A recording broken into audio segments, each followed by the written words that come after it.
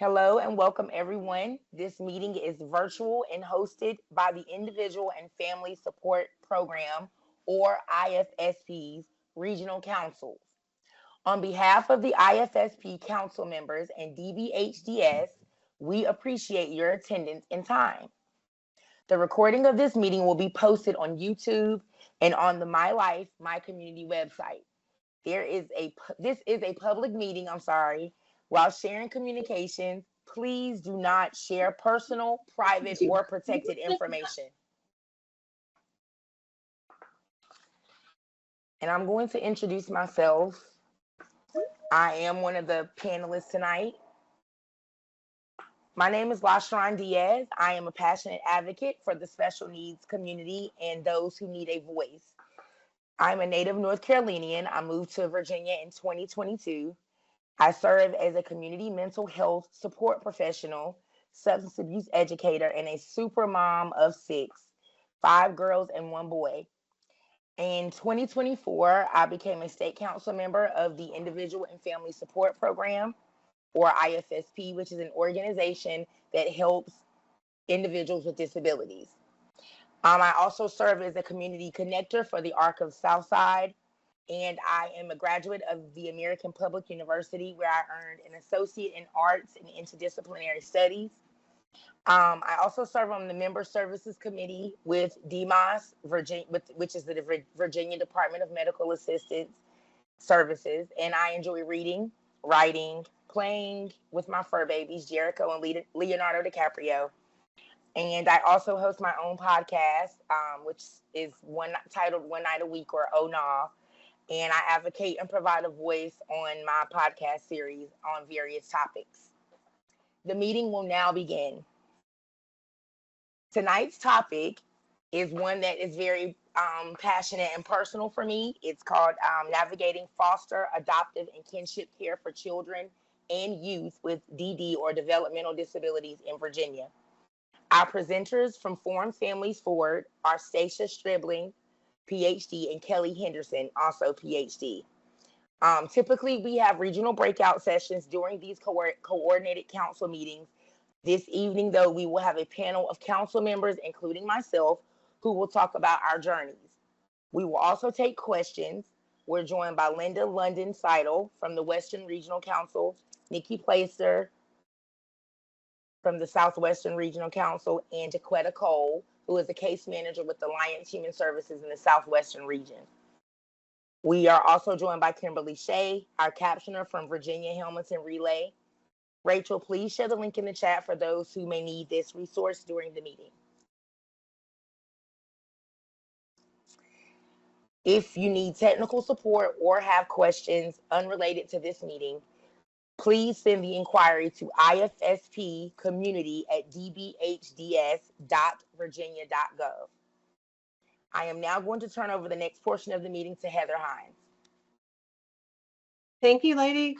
Welcome, everyone. I'm Heather Hines. I am the program manager for the Individual and Family Support Program. And LaSherron talked a little bit about our agenda. We're going to talk about the ground rules. I'll share a little bit about what is the IFSP. Then we'll jump into our presentation from Formed Families Forward. We'll have our panel. We'll have time for question and answer, and then we'll wrap it up. So as we learned already, our main session is being recorded and will be posted to YouTube. Please be respectful of your presenter, your panelists, and other attendees. Please place your questions in the chat. The chat is not private, so just keep that in mind when you're putting anything in the chat. Please identify your region when you're asking your question, if possible, if you know what region you're in. If you cannot use the chat box, use the raise hand feature at the top of your Teams panel. If you have a question that is not related to tonight's event or to this topic, you can email us at ifspsupport@dbhds.virginia.gov. The meeting is hosted by the IFSP's regional councils. So remember again that tonight's meeting is public, so please refrain from sharing personal information. If you need closed captioning, please check the chat box for the link.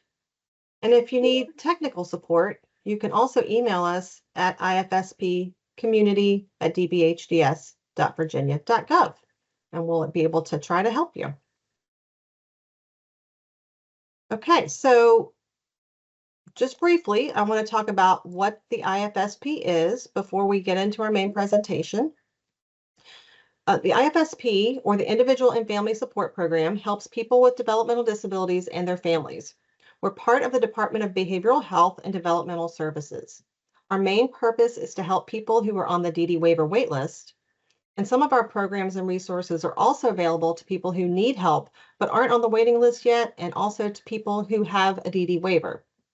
Before we get into our main presentation, I'd like to tell you a little bit more about what we do and encourage you to share this information with others in your community. As you can see on the slide, the circled part in red is the Community Coordination Program, and that involves our regional and state councils made up of people with developmental disabilities, family members, caregivers, and DD professionals. Council members help to organize coordinated council events like the one you're joining us tonight, to provide information to people on different topics throughout the year. They build local support networks, act as liaisons with the IFSP, and share helpful information in their communities. We are very grateful for what they do to help us and others across Virginia. The IFSP funding program happens once a year when people on the DD waiver waiting list can apply for financial assistance for items and services so that they continue to live in their homes in the community. Additionally, we offer direct support through partnerships with organizations like Virginia Commonwealth University and the Arc of Virginia. These collaborations provide family and peer mentoring opportunities, a tech mentor program, as well as leadership for empowerment and abuse prevention training. Our My Life, My Community website is developed with Virginia Navigator and serves as a resource hub accessible to all, offering information on services and supports. You can also call their toll-free number for help with navigating the website if you have other issues or other questions. Our marketing and messaging efforts ensure vital information reaches individuals, families, and the wider community.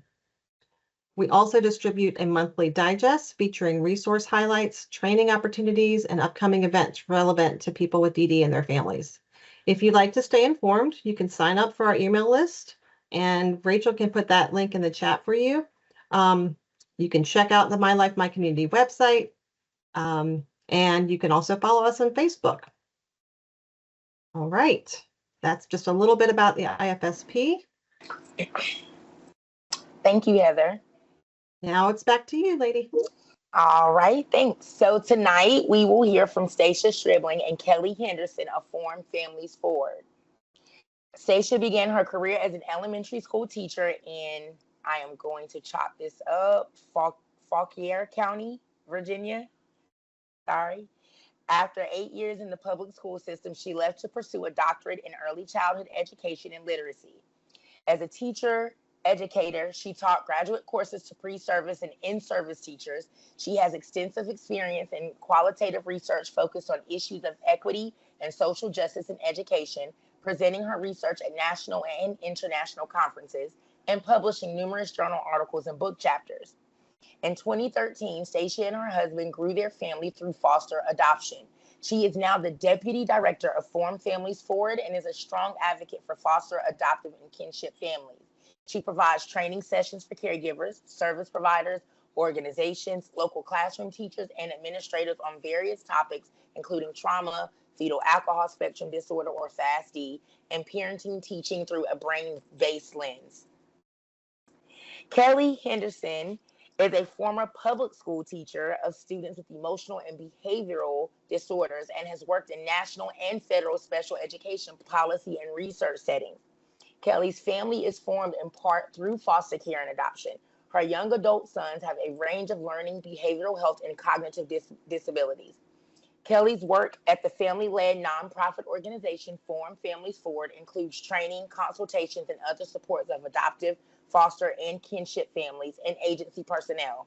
Kelly has also served as part-time instructional faculty at GMU for nearly 20 years, training graduate students and special education teachers. I will now turn the meeting over to Stacia and Kelly.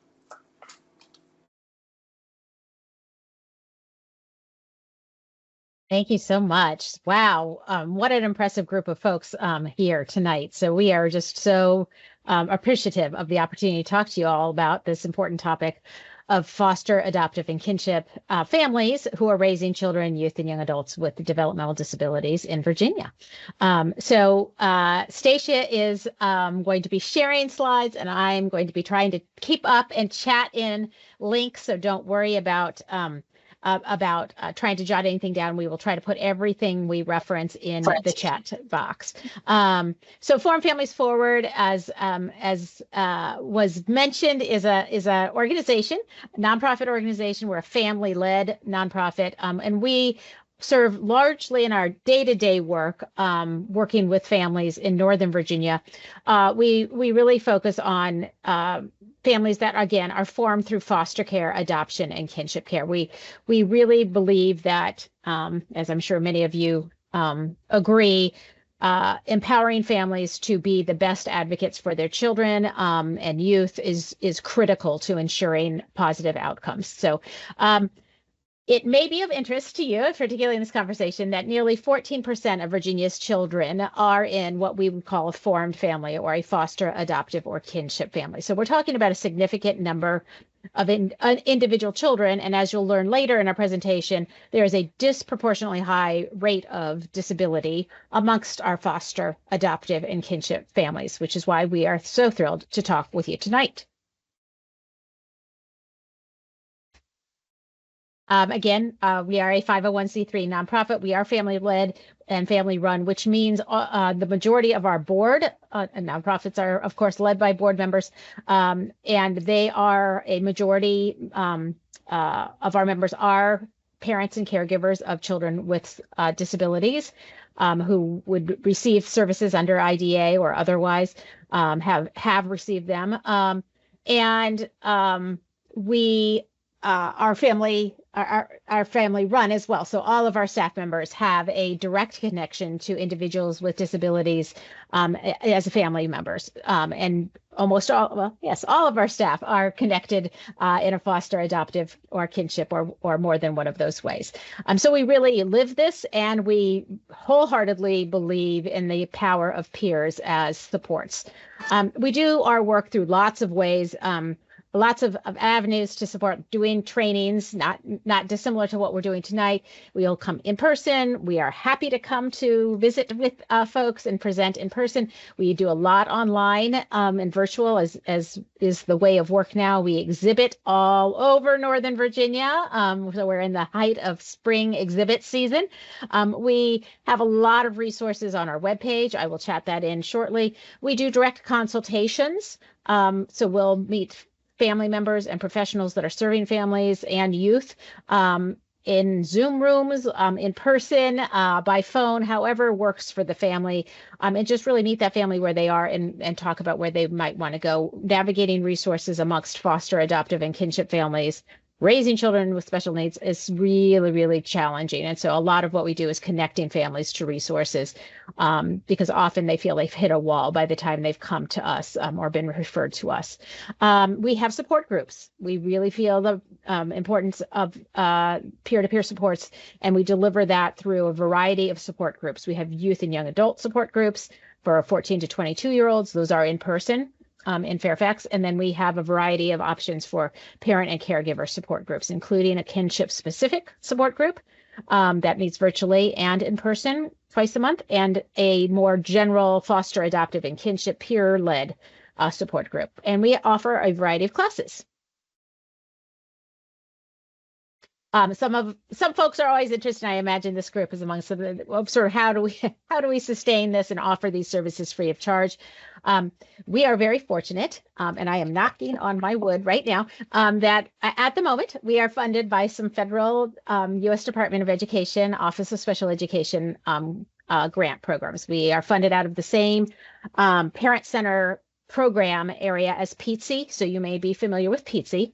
And we, out of that same pod, have a community parent resource center, again, with a very targeted, specialized population of foster, adoptive, and kinship. So that's sort of our bread and butter work. We also have the wonderful opportunity to be a family partner to the Virginia Tiered Systems of Supports, or VTSS. You may know it as MTSS. And we are really pleased and proud to represent family voice and the importance of family engagement in that project. And then we have a variety of smaller opportunities through local nonprofit foundations. We have some contracts with Fairfax County Department of Family Services, and we are able to do some very targeted work through those additional funding opportunities.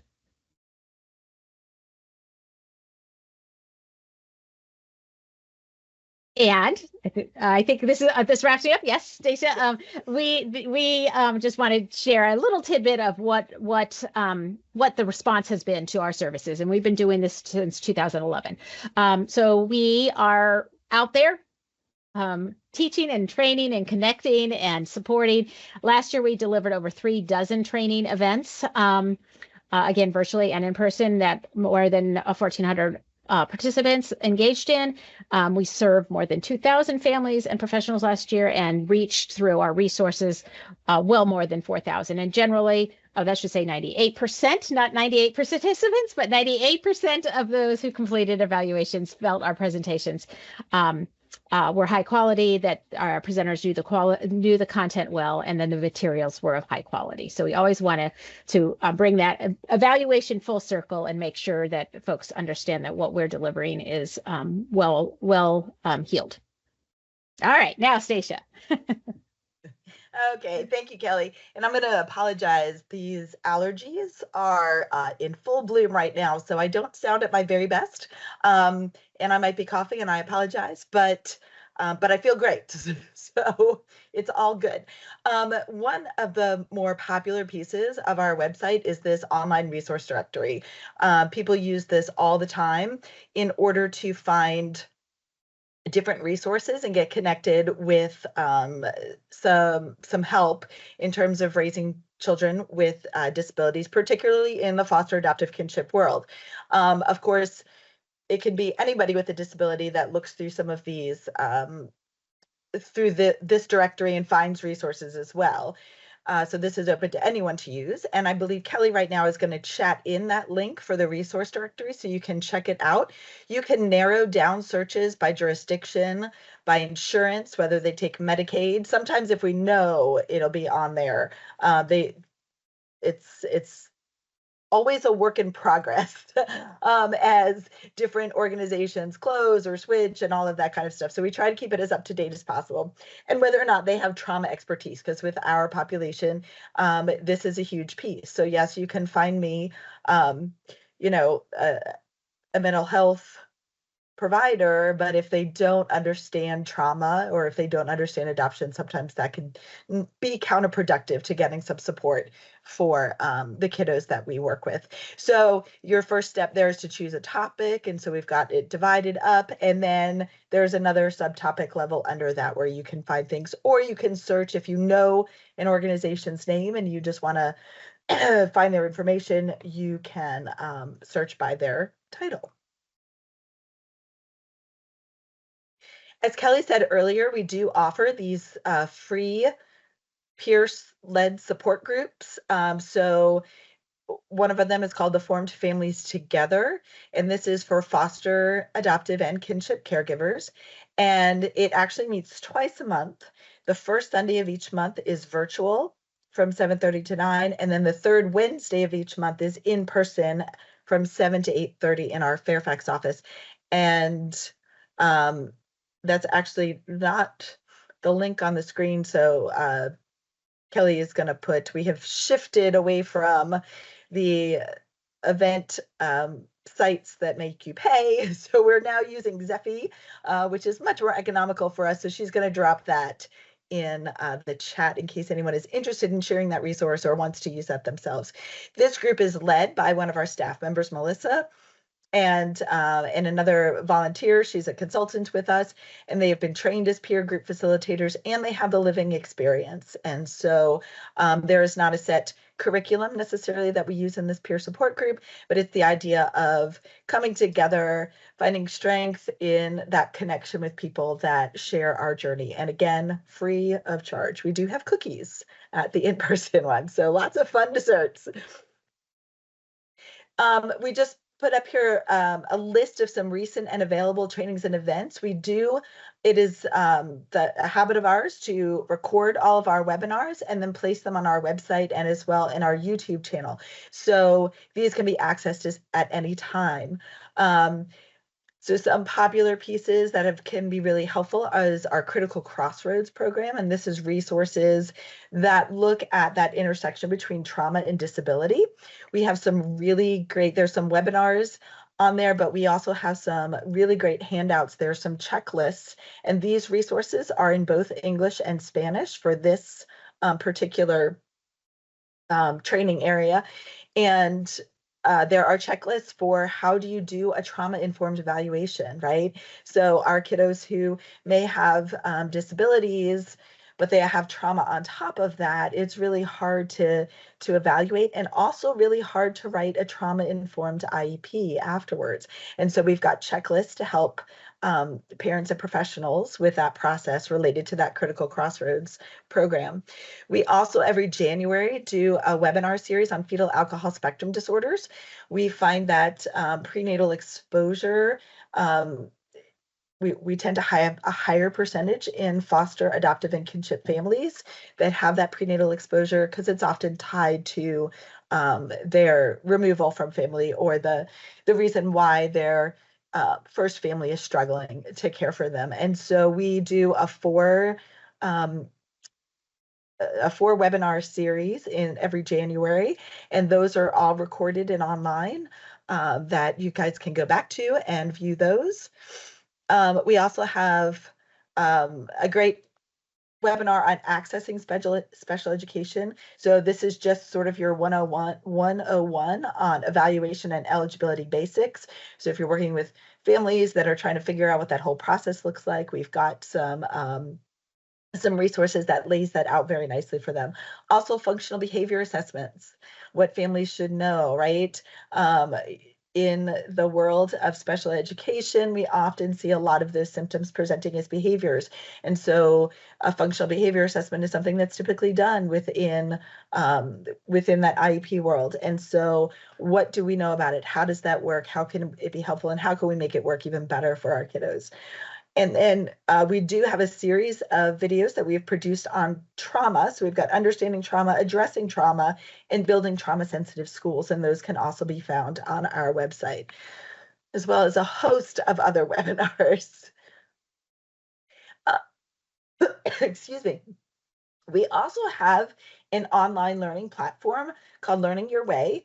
And this is a go at your own pace training. So you can register for this, and Kelly will drop that in the chat. You can register for Learning Your Way, and then I will get you into our learning management system. We use a system called Devuti. It's like many of the other LMSs out there. And so this is on demand. You can go in there and start any course. You can get certificates for completing courses if you need those for credits for things. And so the topics that we have up there right now, we have a whole module on Special Education 101 on constructive communication and collaboration, particularly between parents and schools around that IEP process. Trauma 101, there's one dedicated strictly to kinship care. Other health impairments, that's often a category that our kids will be diagnosed, that will get them diagnosed for an IEP. And so we kind of lay that out. And we've got our newest one is up there on positive parenting. And a lot of that is related to that trauma piece. And so how do we parent from a brain-based lens, right? So look at behavior for what it is, a communication of something going on, and how do we more effectively parent that. And so this, I'm going to, oh man, I really hope I hit share sound. All right, bear with me for 1 second because I don't want to be the one messing this up. I'm going to stop that for a minute, and I'm going to share and make sure my sound is included. Sorry about that. So many things to remember in these online webinars. This is just a real brief overview video with some photos of us in action. So I will go ahead and play this for you.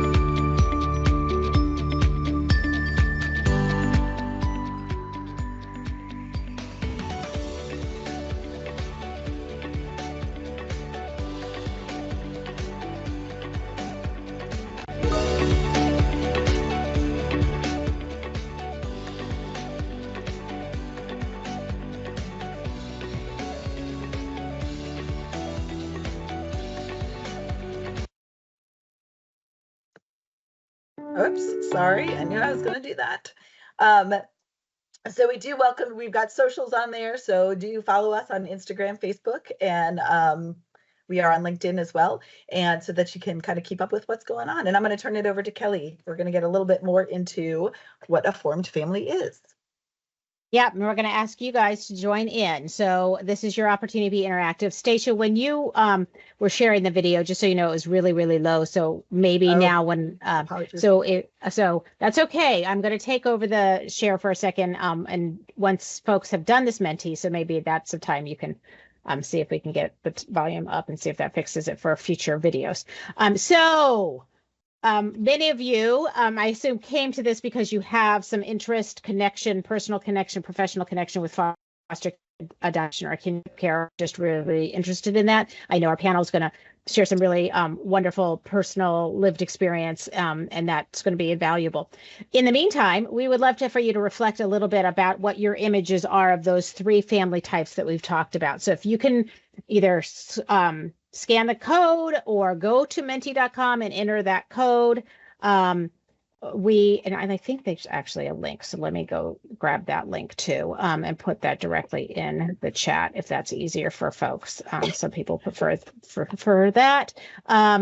So if you can just in like 2 or 3 words, give us an idea of what your images of foster care, adoption, or kinship care, very briefly. Are there books? Are there stories? Are there people that you think of when you think of foster care adoption? Are there feelings? Are there emotions? Are there actions, news stories that you've seen that have really popped in your head when we talk about adoption, kinship care, or foster care? So Stacia, if you want, hopefully folks have had a chance to grab that. I am going to see if I can get a share going on here. Okay, we're getting people to respond. So you guys are doing a great job with that. So keep it up. And I'm going to go ahead and take over the share for a little bit. Keep chatting in. Okay, so hopefully you're seeing this, Stacia. Yep. Okay. You're good. So thank you for, this is great. All right, so we're going to give folks, I love the participation. Thank you. So we'll give folks just a, of course, you know, these word walls are like when you see a word larger, that means that more folks have indicated that or typed that in. So we see love and acceptance and connection, loving home, family as big commonly identified And then we're seeing lots of other good ones. Disconnect as well as connection. I love that we have both of those in there. Memories, safety, grandparents, shocked by the love. Interesting. Special, chosen, nurturing, healthy relationships, group homes.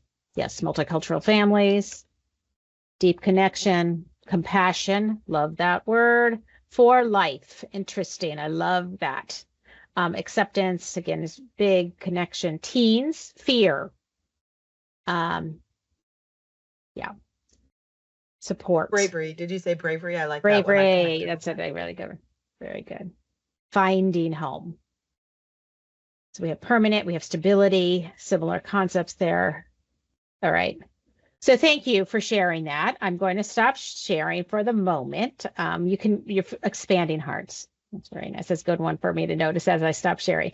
So thank you for that. So Stacia, if you were able to go back to the slides, we're going to go on. Here are just a few images that I collected just from sort of when you just put in pop culture and adoption. These are some images that folks identify. So some of us know from literature that the concept of adoption and the concept of foster care is actually a very old concept. So we know Moses from the Moses story is indeed a story of adoption. So very, very old way of forming one's family. And then some of the literature, Jane Eyre is, again, an adoption story.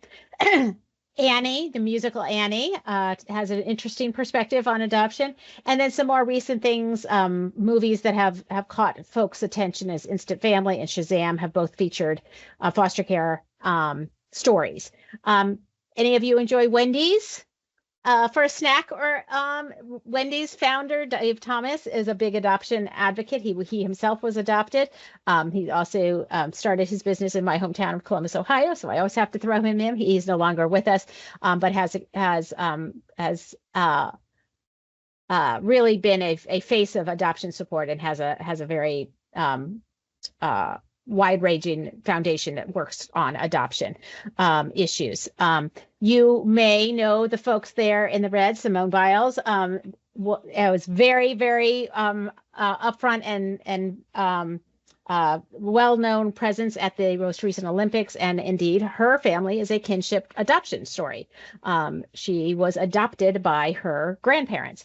And then my personal favorite, I love the Bernie Mac series. I don't know if anyone remembers that TV show.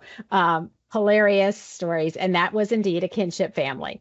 And Bernie Mac, the actor, was in real life a kinship provider, and his comedy focused a lot around a kinship and some of the challenges of and unique stories that kinship families and circumstances that are often really powerful in kinship families. So just some others, if you were thinking of those, but these are the big sort of like commercial images that we sometimes have of foster care, adoption, and kinship, which again, brush the surface. Some do a really decent job, some don't do a great job of getting into some of the deeper issues and the beyond that, cute 30-second TikTok judge, putting the hammer down and making the declaration of adoption or foster care. And we don't know necessarily what happens after that. And so it's important that we realize that behind all of these stories, there is often a lot of grief. There's a lot of loss. There's a lot of those big feelings that we saw in that word cloud. So just an acknowledgement that we love talking about this, but we know that for many families, it is a long journey. So who are those nearly 14% of children? 13.6% census data, most recent census data that was available indicate that 13.6, so nearly 14% of children, of Virginia's children under 18 are in homes headed by someone that is not their birth family or their step parent. About 2% are in homes that are led by adoptive parents. And so the rest are kinship, which is really the biggest chunk of that 13.6%, and then foster care or other unrelated child. Let's talk a little bit about foster care, because that is the one group we have really, really good data on, because the federal government requires states to report this data. At any one time, and this fluxes obviously day to day, about 5,400 children in Virginia are in foster care. And that can range children birth up through age 20 till 2021. We're hoping that we can push that number a little higher, and still be eligible for some of those foster care services for young adults. But right now, some young adults choose to remain in foster care until young adulthood, and that population skews a little older. So nearly 70% of children in foster care are 7 and older. And there are lots of places where children in foster care, in other words, state care, the state agency or local agency have stepped in. 46% are in what we would call sort of traditional non-relative foster care. So a child is in the care temporarily of a person who is not related to them and likely was unknown to them, stranger foster care. That number has decreased. That percentage has decreased. We are really in a mode of encouraging more kin placements, even through the foster care system. 2% are in institutional care, 12% are in group homes, 18% are in those relative foster homes. So again, kinship, but where there's a formal foster care arrangement, and 14% are in independent living. And obviously there's a small smattering of those with even smaller percentages. And why are those children in care? Those that, again, are in foster care, they have, when a child is placed in care, there must be at least one stated reason for that removal. And here are the most common. And obviously these more than one reason can be named. 51% neglect is named in 51% of cases. 32% of cases, parent drug abuse. 20% child behavior problem, 15% physical abuse, and 13% inadequate housing. And again, there's a smattering of even smaller, less frequently named reasons. And not only do they have to state why the child was removed, but they must state a goal for that child, because we know that foster care is not a permanent scenario. So here are the most common, most recent case plan goals: reunification with a birth parent. And that is really important for us to understand, that reunification is the goal of foster care in most circumstances. It is an opportunity for agencies and others to support the birth family in getting the skills and resources necessary to allow that child to reunify with them. Adoption was the stated case plan goal in 31%, and emancipation 12%. And again, there are a variety of less common stated goals.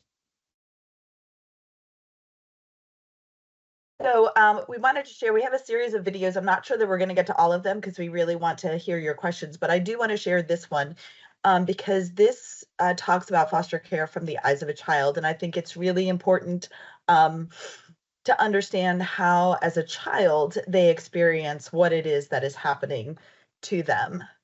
So through their lens.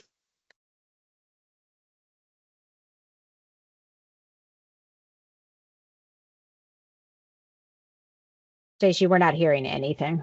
Oh. I wonder what my sound is doing. I'm sorry. Let me try it again.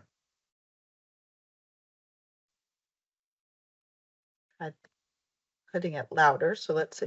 Being taken from place to place and being sent to a whole new different city and a whole new different family and people that you've never met before. It's a really confusing experience. You just feel torn away from your community.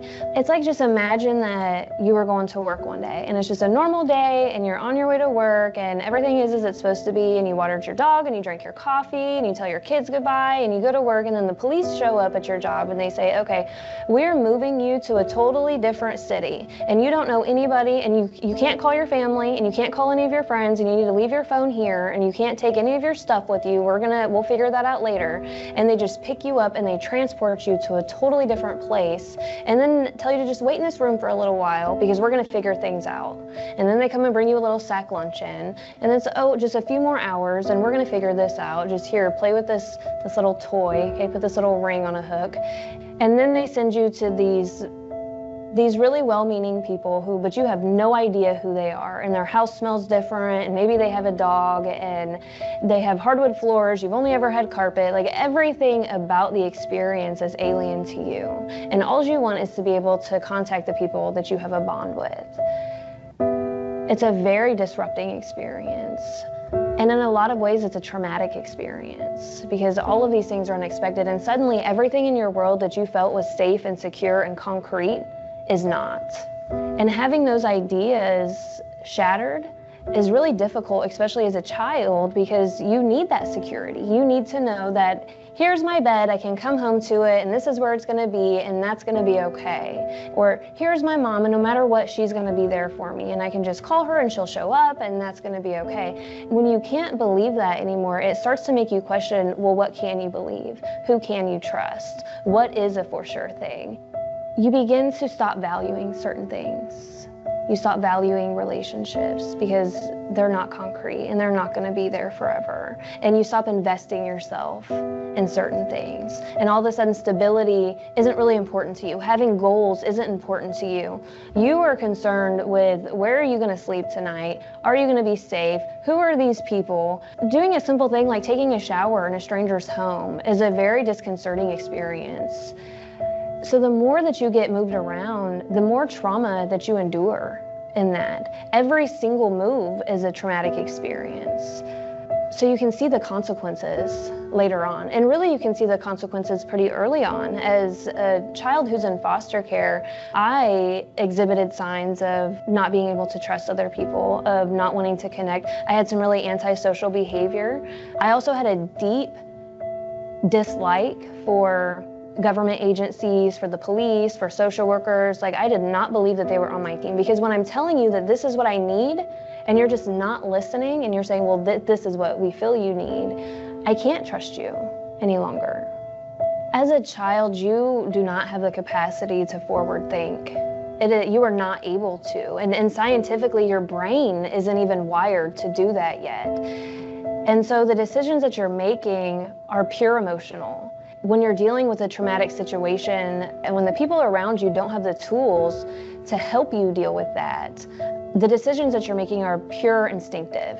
And so I just know that if I have this incredible amount of sadness and this incredible amount of fear and I don't know what to do with it, well, maybe I should just run away. Maybe I should do drugs. Maybe I should get in fights. Maybe I should cuss out my foster parents. There's all kinds of different things that happen. None of those things were planned. All of those things were unintended consequences because I didn't know how to deal with the original emotions that I was facing. And so I really just want people to understand that these kids just need help. I don't understand how there's so much funding for foster care benefits, for adoption benefits, for emergency shelters. There's so much funding for that, but there's no funding for family preservation. And had my mom just had a little bit of help, had she have had enough money to buy her own vehicle, had she had enough money to relocate herself from an abusive situation, had she not had to depend on men in the first place for any kind of financial stability, I don't believe that she would have made some of the decisions that she would have made. I don't believe that she would have struggled as a mother, because my mom is a good mom. She just had some hardships and she had nobody to help her. And so I don't understand how there's so much funding to take us away, but there's no funding to keep us there. So that's pretty powerful, right? A pretty powerful perspective to hear. And I just love the way that she describes that, right? Because as an outsider and as an adult, and when you understand the reasons why they come into care, it is sort of our tendency to think, wow, but this is a better place, right? Look at all this great stuff that you have, this loving home, and it's stable, and so it's better for you. But it's not what they know. And so, and as she was saying, had her mom maybe had some of those other supports and had some financial support, maybe she would not have made the decisions that she made, and the family could have stayed together. So here are some outcomes we just wanted to share with you as well. And the average is they average more than 3 placements per stay in foster care. So I would say that the foster care system has come a really long way in terms of permanency being a plan, whether that is reunification or adoption, but there can be a lot of moving around in that. And so what she described happens not just once, but usually 3 or more times while they are in care. And every year, 30,000 people leave the foster care system. They age out without lifelong families. So they have not been adopted into a family. They may be becoming adults without that support system to help them, or those people to turn to, right? They don't have the privilege of having of that support. 56% of 19-year-olds and 70% of 21-year-olds who were in foster care completed high school or GEDs, right? So we're struggling with graduation rates with this population. And she spoke a little bit to why that might be, right? You're worried so much about where you're going to be the next day, about having to shower in someone else's house. School becomes not a priority for you, and anger can sometimes be the thing that gets presented, and dropping out, running away. Those things are a reality for some kids that are in the system. And 50% of children in foster care have chronic medical problems, and 25% have will be diagnosed with PTSD. Kinship arrangements are, as Kelly said, where we are going as a state. We're really trying to push that kin relationship so that these are family members, that they are staying in the family, that shares a culture, that keeps them connected with the people, but they come with their own complications as well, right? Because of those existing relationships, perhaps with the family. And so it also means that they can look different. So there can be some informal arrangements. This is where kin are raising children not through social services. So this could be like, my daughter was struggling with a job, and so she dropped her child off in my care, right? So there is no formal arrangement or intervention in that situation, and it's really just the family making it work, which can be great. However, it often keeps them from accessing some of the supports, specifically the financial supports that a formal placement might be able to afford them. So formal arrangements can look different as well. So it could be that the kin member has legal custody of the child. So there's been a court order that they have legal custody.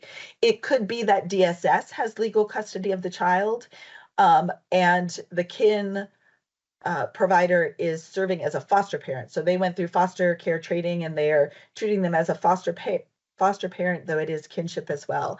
It could be adoption by relative. Could be that, when we said earlier, the birth parents might place the child with the kin. After 3 continuous years that child has been in that care, the kin provider can file a petition for adoption. So to bring some permanency to that.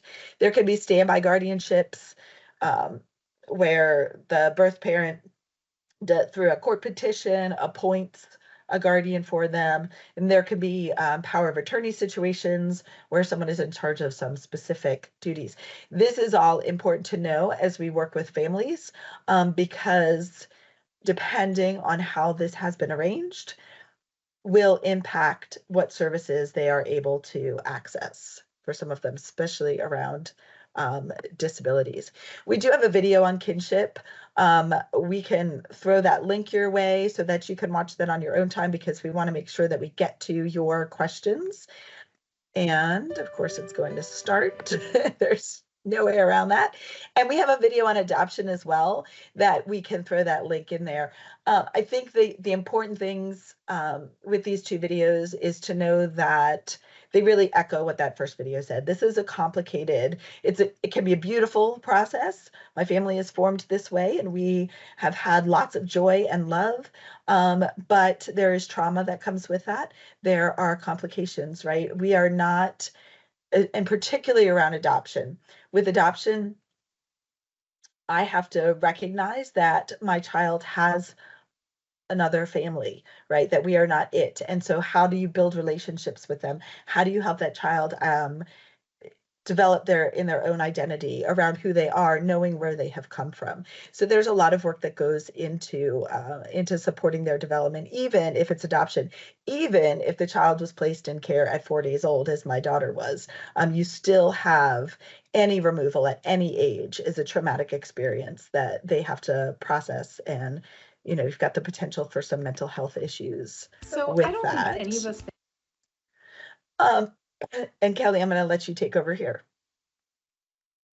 So thanks. And obviously, we would love to talk nonstop about how families are formed and how children are coming to the care of someone who's not a birth parent.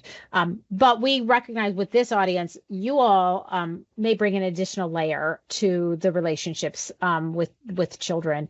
If you are a client of IFSP or have a connection to IFSP, we wanted to just really put very briefly, because again, we love to talk about data, and we can do that all day. But we've selected 2 slides worth of some highlighted research findings. Again, there's a lot of data, probably the most data and research on foster children in terms of the 3 groups.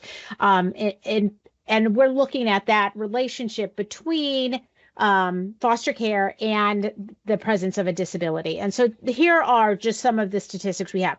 Now, I will say, while there's lots of data, we do not have one source of national data. For example, special education, the feds require a lot of data to be collected about children who have IEPs.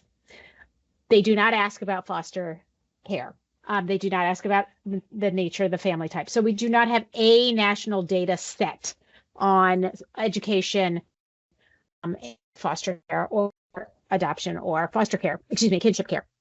But we do have some decent research, and here are some of the findings so far.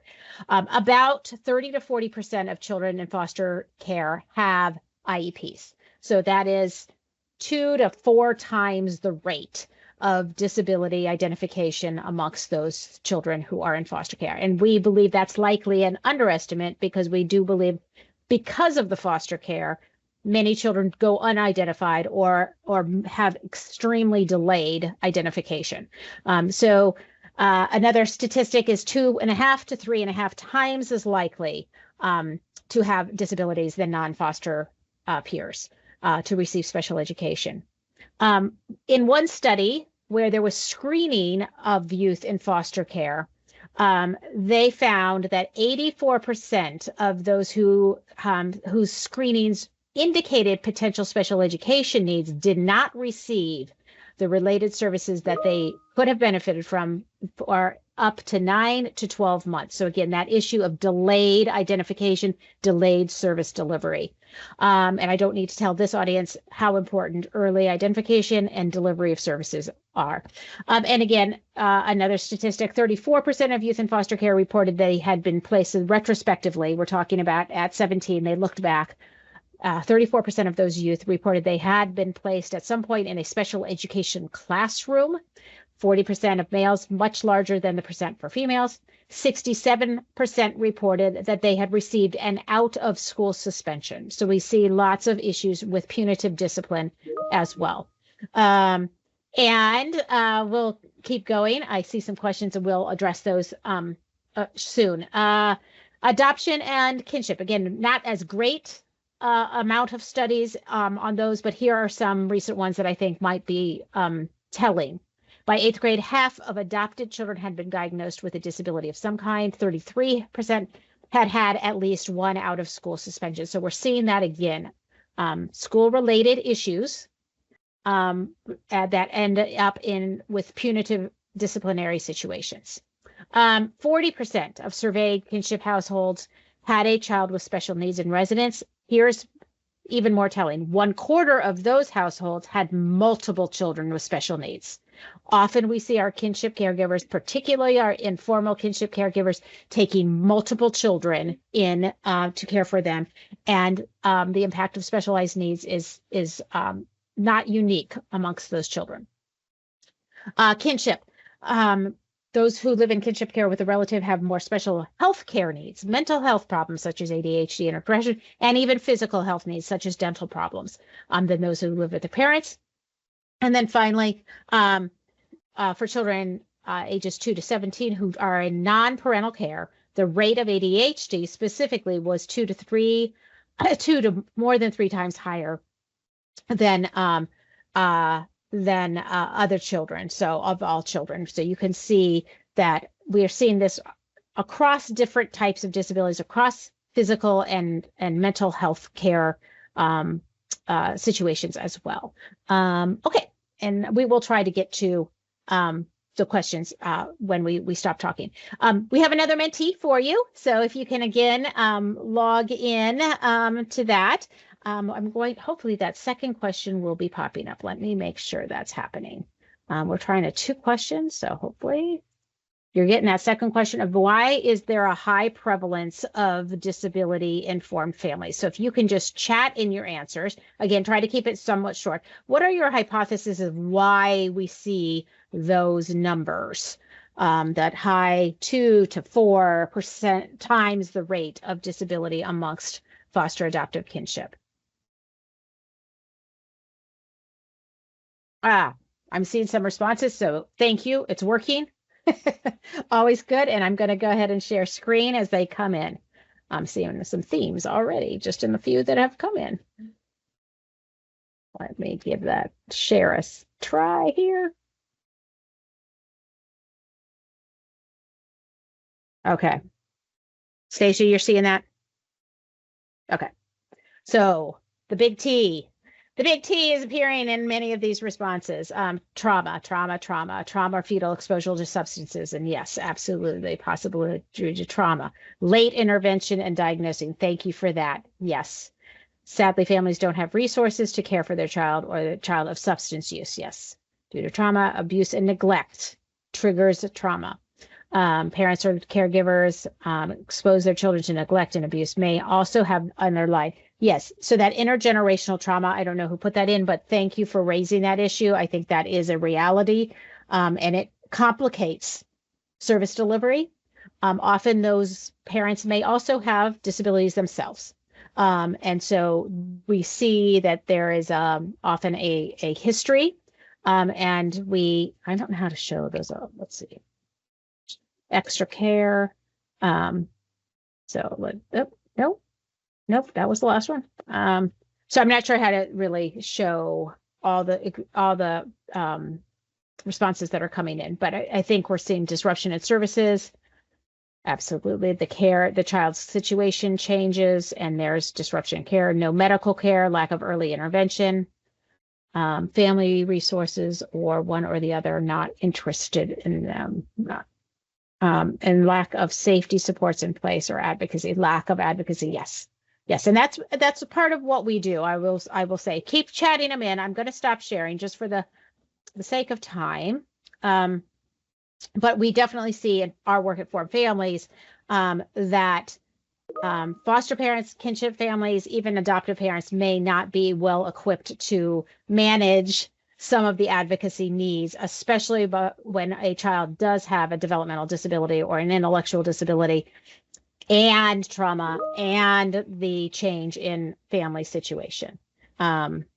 Yes, we'll share the link to the, I will share the link to the Through the Eyes of a Child. Absolutely. So I just wanted to mention again for this audience particularly, we're going to wrap up real soon and try to have some time for questions, that there are some supports for what we're, again, foster, adoptive, and kinship families that are impacted by intellectual disabilities or developmental disabilities.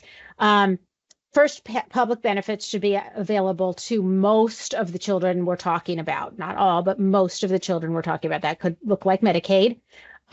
Even if there's not financial eligibility by the parent, for example, an adoptive parent may not meet, or a kinship parent family member may not meet the criteria for Medicaid themselves as a family, but there is child-only Medicaid that can kick in. TANF, temporary aid for needy families, and child care subsidies may be available through the local DSS.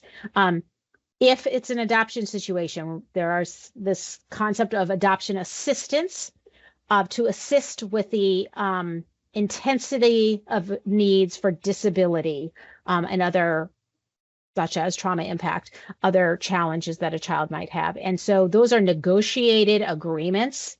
And it is based on a tool, VMAT, which is a tool that's used by the Virginia Department of Social Services to determine the level of intensity of the need. So if this is your situation, definitely ask. If you haven't been given a VMAT or had the conversation about adoption assistance, sometimes it's called subsidy, we can certainly guide you on that. Children's Services Act, or in many localities, they just call it the FAPT team.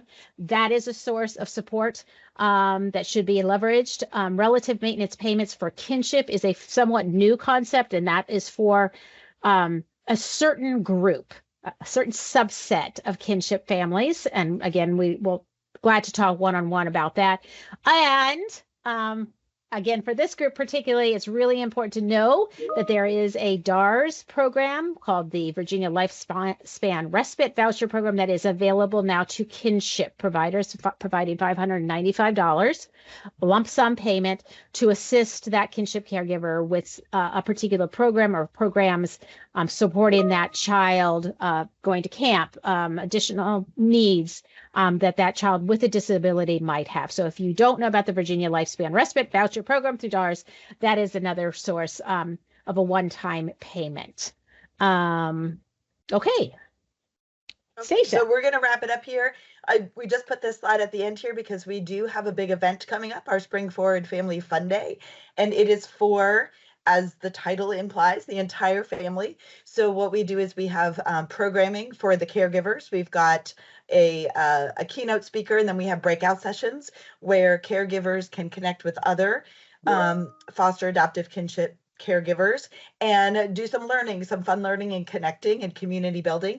And then we have programming for the children. So there is childcare for under age 4. And then we have outdoor programming for 2 age groups, 4 to 9 and 10 and above. We're at the George Mason campus in Manassas, and they have this great outdoor learning experience, The Edge, and that's the tower that the older kids get to climb. It's a very big fun event. We provide lunch, breakfast foods, and just lots of great connecting and learning. So if you know anyone who would benefit from finding community, Kelly will drop that registration in the chat. And then I think there's just all of our info, and we want to leave some time to hear from you all.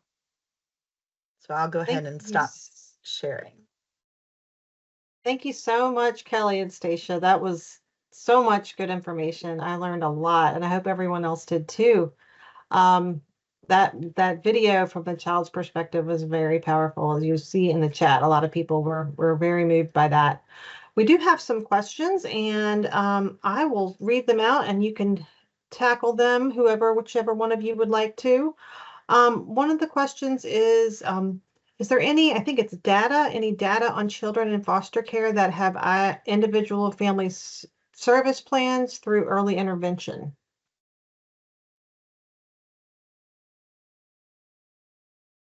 So the answer is no. There's not. So that is unfortunately not a data point that is collected, required to be collected in the state of Virginia or nationally. We would love to have that information. Now, that data, of course, does exist because the IFSP plan would be working. The public agency, if the child is in foster care, the public agency would be named on that IFSP. And I will just say IFSPs and IEPs, when a foster parent is involved and that the child is in the care of a foster family, be that a kinship or unrelated, the foster parent should be the educational decision maker. And so I will say that again. we come up against this surprisingly, sadly, frequently, that there's still a misperception that the local DSS is the educational decision maker when there is a foster placement. A child is in foster care through a family placement. That family member who is identified as the foster parent should be part of that IP team or IFSP team. And of course, they're in IFSP, they're likely the ones helping to deliver those services and supports and receiving those services and supports. If a birth parent is involved, they do have primary educational decision-making rights. In other words, consent. If that birth parent is not available, then it is the foster parent. It is not the DSS worker. Okay, thank you. And as you can see, there is the IFSP, the individualized family service plans, and there's us, the IFSP, the individual and family support program. So we just happen to have the same name, same initials, and it does get confusing. But both are important. Another question, if you are able to answer this, what is the working relationship like with Virginia's Indian tribes around Indian child welfare and foster care in Virginia? You want to take that, Stacia? I wish we had a better answer to that question. Yeah, I think that there are other states that do an amazing job with this, and typically it's because they have larger populations and very sort of organized tribes and spaces. So people out west often have the states are doing a much better job with that. I would say Virginia is woefully behind in many things. One of them being that relationship. Yeah. Okay, thank you so much. Somebody said, Heather, here's one. Yeah. I've got one about the 20%. That one? Yeah. Okay. Somebody says, I was a bit taken aback by the fact that 20% of children in care are removed for child behavior problems. Do you have or know where we can get more stats about that? Ages, what are the behaviors, etc.? Yeah, so you raise and obviously this is typically those children that for which they're coded for reason for removal tend to be older and tend to be situations where there have the family, birth family may actually be seeking support, relief of custody. Our understanding is that we're hearing more about that use in Southwest Virginia than in other regions. Whether that's, I don't want to make a claim that's not accurate, but I'm just saying that is from what I'm understanding from our VDSS partners, that relief of custody requests are more common in areas where services are harder to come by, meaning in services for intense behavioral challenges and substance use disorder. So I think that one hypothesis is that's feeding that 20%, is there are birth families who are seeking relief of custody, feel that they have tried lots of things and reached out to many agencies and not been able to get the level of support that their children need. That's not the only reason that a child would be coded for for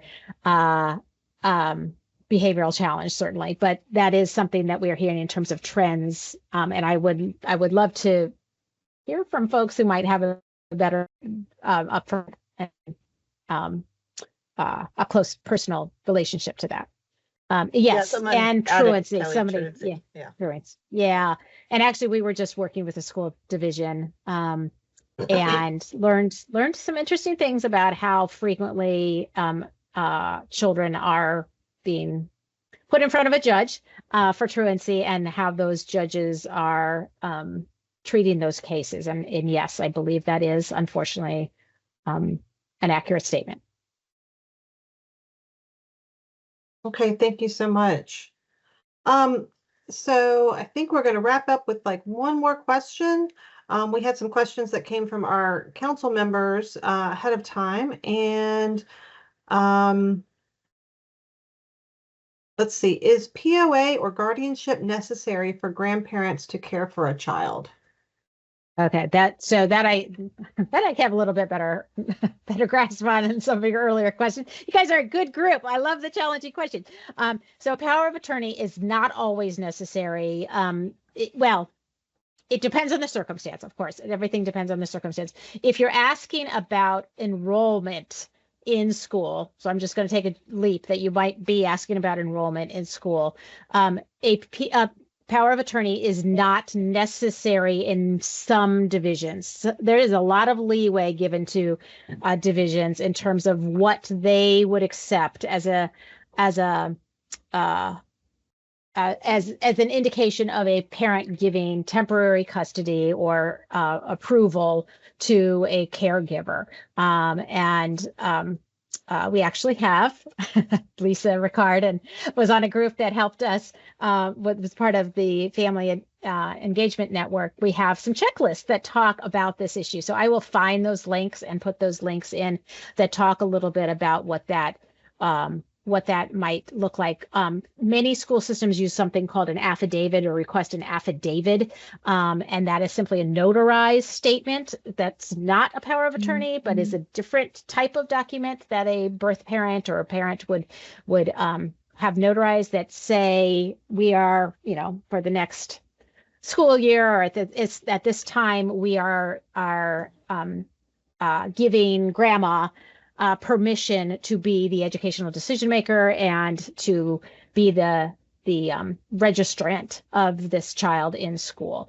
So there's a variety of ways to get at that, and it's not really consistent, but in short, a power of attorney is not always necessary for that enrollment situation. Okay. Well, thank you all so much. I know we have lots of more questions, but we aren't able to get to all of them today. But thank you all for the really good questions, the wonderfully helpful information. I am going to share my screen again, and we're going to move on to our panel.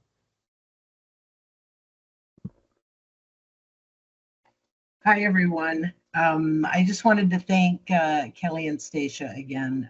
I really appreciate your lived experience and your professional expertise. And just to let everybody know, these two women are my go-to for any questions that I have, since I am also an adoptive parent and have formed my family through adoption. Formed Families Forward is a wonderful organization, and I attend many of their webinars. So I encourage anybody that has an interest or a personal experience with this subject to really look at their website and look at the webinars that they provide virtually. Look at the webinars that have been archived. They're just filled with information. So thank you both again so much. I really appreciate being here. My name is Lisa Richard, and I work at the Center for Family Involvement at the Partnership for People with Disabilities at Virginia Commonwealth University. And I help provide support to the IFSP Council in Southwest Virginia. I am a mom to 7, and 2 of my adult children have intellectual disabilities, including my son, whom I mentioned that we adopted as a baby. I also provide support to families in Southwest Virginia with loved ones who have disabilities or in a kinship, foster, and adoptive care. I have the great pleasure of facilitating the panel tonight of 4 incredible people, as you see on the screen there, who are sharing their experiences with kinship, foster, and adoptive care. And they will each be sharing their lived or professional experience through stories of how they became involved in kinship, foster, and adoptive care. So welcome to the panelists. It's very nice to have you, and I certainly appreciate you volunteering to do this. Really grateful that you are willing to share your stories. Our first panelist is LaSherron Diaz. We know her as Lady, and she was the person that introduced herself tonight and opened up the meeting. And she is a celebrated state council meeting. We love her. She's on the IFSP Southwest Virginia Council. And we're really happy to have her this evening. So welcome again, LaSherron, or Lady as we call her. How are you doing? I'm good. Thank you all for having me. This has been a great meeting. Awesome presentation, Stacia and Kelly. Thank you. I'm so sorry. It's been a long day, but thank you so much. Yes, no worries. So the first thing that I'd like to ask you is just if you could share a little information or share your story about how you've experienced kinship care and what that has meant to you and your family. Kinship is very passionate and personal for me. I was raised as a kinship kid. My maternal and paternal grandmothers raised me for majority of my childhood. And so that was just off of personal experience. And then about 11 years ago, one of my sisters contacted me. I was a single mom of 3, late 20s, and she contacted me and she said she needed somewhere for her and the kids to stay. I let her come over, and she stayed the night. And the next morning she got up, and I was there at home with my 3 natural born children and my 2 nieces, and my sister was gone.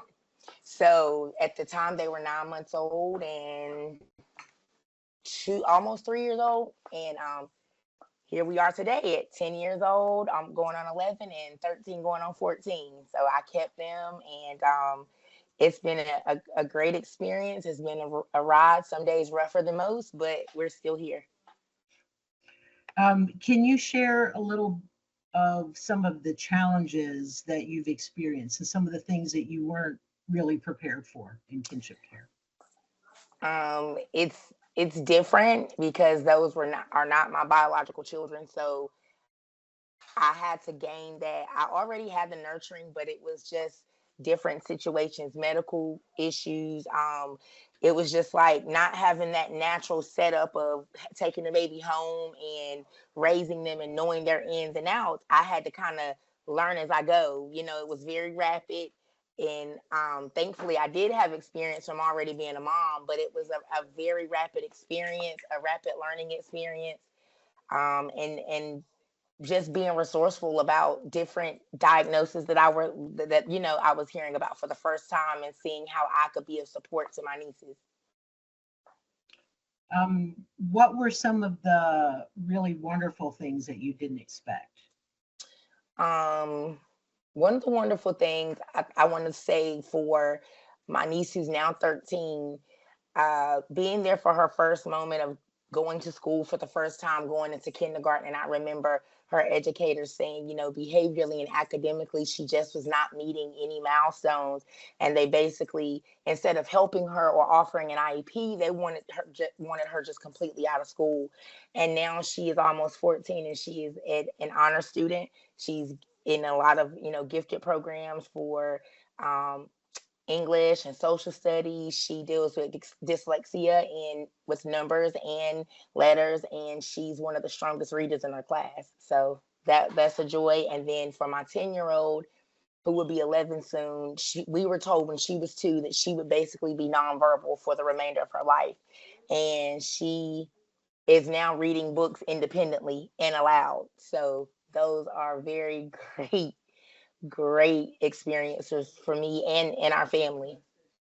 Wow, you must be really proud of them, lady. I am. What have the relationships been like with your biological children? In the beginning, I was okay in the beginning because it was like the natural cousin relationship. So of course they wanted to be loving. And then as time grew on, it was like, okay, this is more of a permanent thing. And my youngest child at the time, there was a 3-year difference between her and my oldest niece. So she was just like, uh-oh, okay, now I actually have to be an older sibling because my little cousin is here. But now they are closer than ever, and you cannot tell them. When we go, it's been almost 11 years, so when they're introduced, and if someone's like, well, your aunt, and they're like, that's my mom, or your cousin, and they're like, no, that's my sister, that's my brother, you can't tell that any of that ever happened 10, 11 years ago. So they're very loving and protective of one another. Wow, that's beautiful. Tell me, is there a resource that you go to or any type of self-care that you found to be really helpful through this experience? I definitely utilize the Forum Family for it a lot. I absolutely love that nonprofit. I wish we lived closer. There's so many things that I want to attend in person, but my kids also enjoy. Utilized a few webinars. My colleagues have. Lisa, I reach out. Jacquetta has been great. She was a parent aide, and now we've become close. She's a great support for me. And then, like, as far as self-care, I'm learning to crochet, so I'm doing a lot of these beginner crochet projects, and some are coming out better than the other. And then of course, working on my podcast. That's become very therapeutic for me. Well, lady, thank you so much for sharing Thank your you. story with me. I really appreciate it. Thank you. And we're going to open up for questions at the end of the panelists. So if any of you all have questions for Lady, we'll do that here in just a few minutes. Our next panelist is Linda, and I'm sure she's going to be highlighted here in a minute. Hello, Linda. And I'll go ahead and introduce you. I'd like to introduce Linda Lundin-Seidel, as well as being a council member on the IFSP Western Council. Linda is one of the special educational coordinators at Louisa County Public Schools, who is also the grandmother of an awesome 10-year-old granddaughter who has autism and is nonverbal. Welcome, Linda. Thank you, Lisa. I appreciate you having me on this panel. Well, it's wonderful to see you and have you here. And so I'm going to kind of get started just like I did with Lady. Can you share a little bit about your story and how you became involved in kinship care? Sure, certainly. Being that my background was education and everything, as soon as we found out that our daughter was expecting, and they were a couple, we knew that it was going to be an at-risk pregnancy, and we supported her and the baby's father and all their needs. Our granddaughter was born early and wound up in the NICU, had some medical complications being an at-risk pregnancy, and so we were there. And then we realized that after being in the PICU for a while and everything, that the typical mom and dad relationship wasn't going to work out. And so we supported our granddaughter and our daughter by saying, come home, live with us, and we'll work things out. And she had a lot of medical needs, one of which was failure to thrive. So she was on a G-tube. And then, of course, she had some other medical complications, which resulted in GERD and tubes in her ears and other things over time. But she grew and became stronger. We had early intervention services.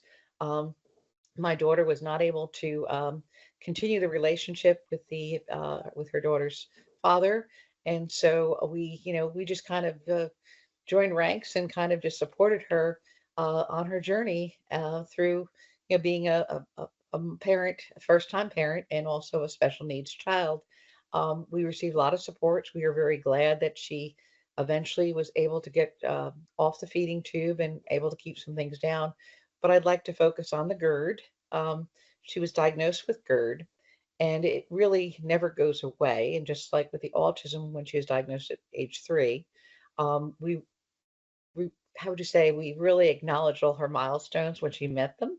However, it was very helpful to understand that lots of children with autism and GERD do not sleep through the night.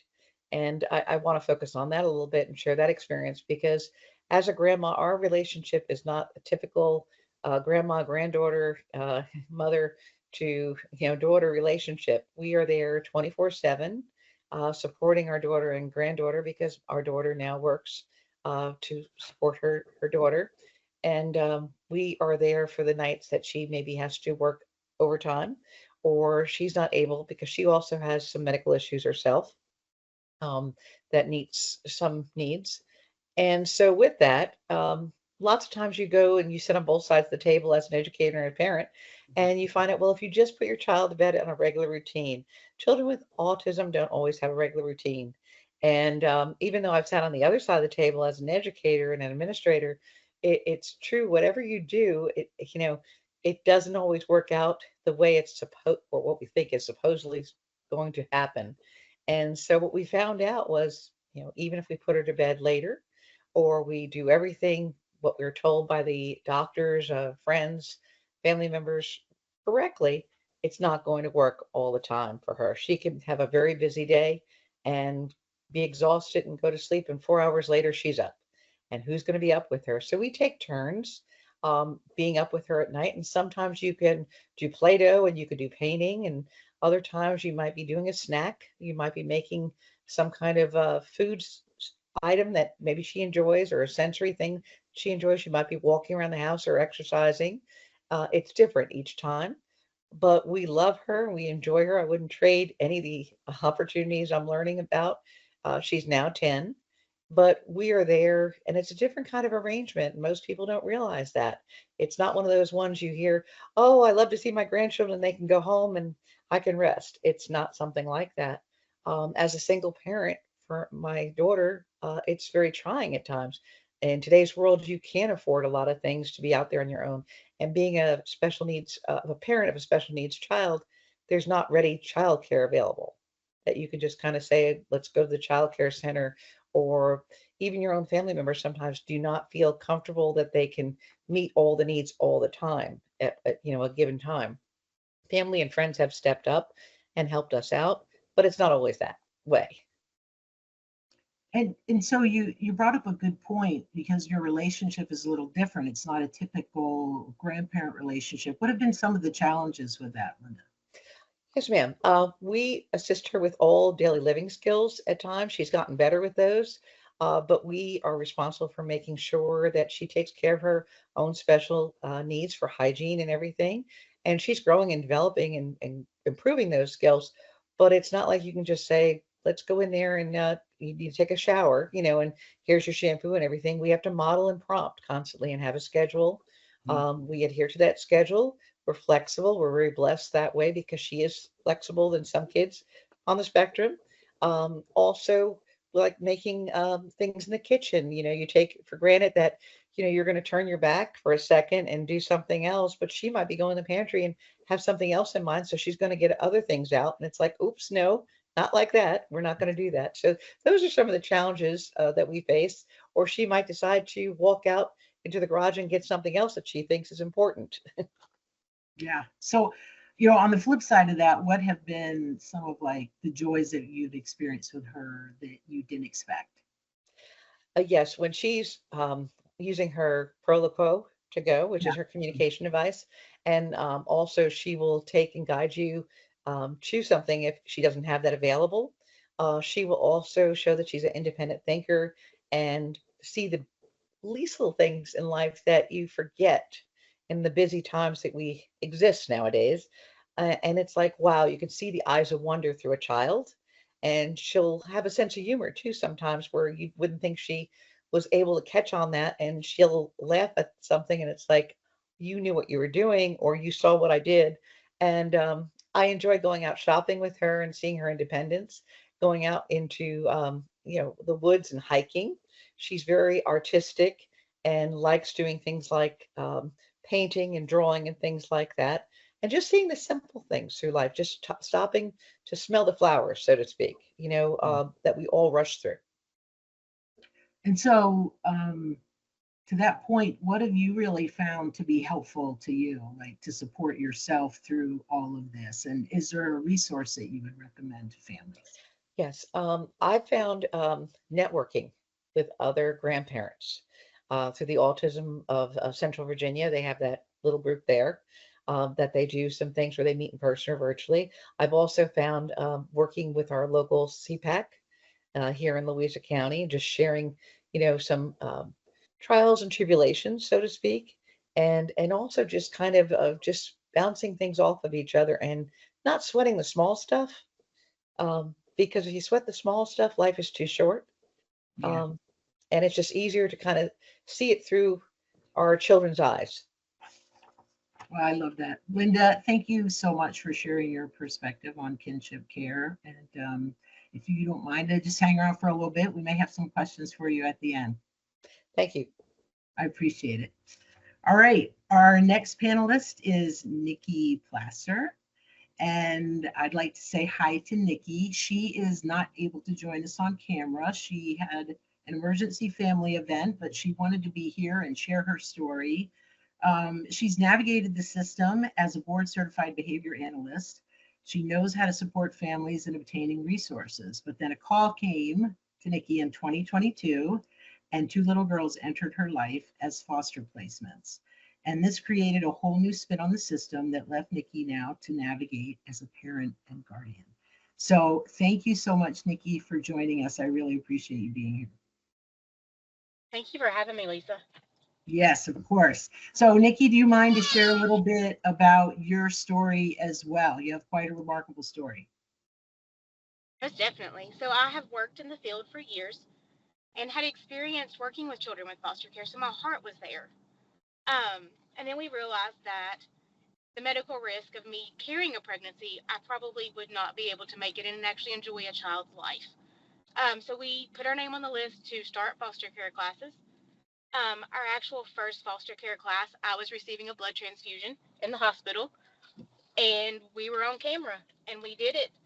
And that was in November. And to be honest, my husband and I, we had set up a nursery because here we are wanting a newborn, wanting that initial first stages of life and the full experience of parenting. We get a call in May.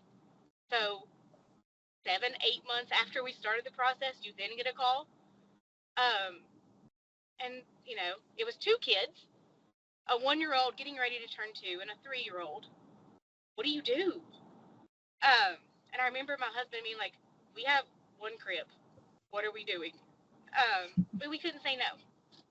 And I remember walking in the room that day to pick them up, and they were scared, right? And as a behavior analyst, and I'm learning to be a mom, they're learning to be outside of their natural home. And then the days to come, I had to turn off the developmental behavior analyst portion of my mind and just be present, not be the mom that had all these data sheets running in her head. Like, okay, they're not talking. They should be talking. How many words has she said? What therapies do we need? So the first couple weeks, I just soaked it in.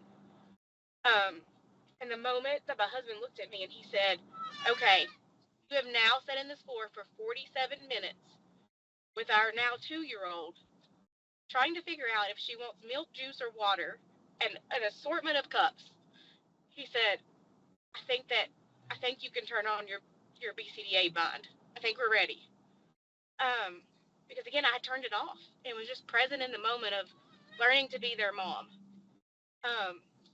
And then we get into the, how do you navigate their trauma? And how do you kind of determine what's trauma versus what is an actual developmental delay? And that was the big turning step for me of learning how to navigate the system and getting what my child needs on not being their primary guardian and not having the ability to sign paperwork. Because you don't realize the ability to sign paperwork, how much that means when you're consenting for care and for treatment. So that's kind of how we got started and the journey it took. I will say that 25 months from the date that they were entered our lives, we have now adopted them.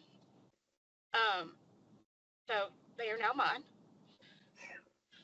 And we are still navigating our The 1-year-old is now 4, and she is learning. And I apologize. There's a baby in the backseat. She is learning the, you know, she was born with neonatal abstinence syndrome, so she is having to learn. We're having to learn her delays more and more each day. What does her delays look like? Because as she's in pre-K and learning alphabet and learning numbers, they don't click with her. They're not there as readily available as they should be. So still advocating for her in that system. Well, I love your story so much, and I can't even imagine, how the experience of going from a professional to a parent and trying to wear both hats or determine which hat to wear. Tell me, like, was there any real significant challenges, especially in recognizing that they had developmental delays or complex healthcare needs that you weren't expecting? Were there challenges that you would like to share with some of the other families here? I think for us, it was the biggest thing was learning to say, yes, she does have trauma, right? The trauma is there, but there's also delays. The other diagnosis that she received at birth, and that was the big thing. I remember sitting in an IEP meeting and being like, okay, I understand that, but it's still a behavior. She still has a delay. And that's not, having to navigate the system and getting turned away at every step and every door knock that I knew that I could knock on, and how to process it and the process that you have to go through. And there was times I had to pull up regs and be like, hey, you have 30 days to get me this, or it's a complaint. You have, 24 hours to get me this. And knowing those and being able to kind of push those limits really helped. Yeah, I bet it did. What have been some of the real joys that you've experienced that you weren't anticipating? After spending 47 minutes in the floor that first week or so, and now having a 4-year-old that never shuts her mouth. And it's just random conversations. We were driving earlier today, and she said, there's a fly on my belly. There wasn't a fly on her belly. Just random off the wall comments. And at that point, I never thought we would hear her talk. And seeing them learn new things and seeing them really grow into having a new life, a new name, a new ability to flourish in their environment. There's still struggles. The trauma still creeps up. The developmental delays still creep up, but we're there. We're able to kind of navigate those. Yeah. Well, I know I hear the baby crying, so I'll be brief, but is there any resources that you feel like have been really helpful to you? I know you mentioned another mom that had been through a similar experience was very helpful. And like, what are you doing to kind of navigate self-care and make sure you're taking care of yourself, Nikki? As crazy as it sounds, I have always wanted to be a mom. So just being present with them is my self-care. Oh, being able to watch a movie, right? And being able to turn everything else off and just be present. And, we currently have another foster placement who has her own medical care, and we're, having to deal with those and having to advocate for those who don't have a voice. And we've had amazing DSS workers and amazing case managers and all of that stuff, but really knowing that their caseload is large and you are the voice for your child that's in your home. Yeah, I hear you. Well, Nikki, thank you so much. I'll let you go. I'm so appreciative that you were able to join us this evening. I know you got a lot going on. So thank you all. And I apologize for the screaming baby. Yeah, no, never apologize for a screaming baby. That's what they do. All right. Thank you, Nikki. And we're going to move on to our last panelist. And this is Jacquetta Cole. And hi, Jacquetta. Jacquetta Cole has over 20 years of experience in the human services field and currently serves as a case manager for Private Treatment Foster Care Agency in Virginia for children with various backgrounds and disabilities.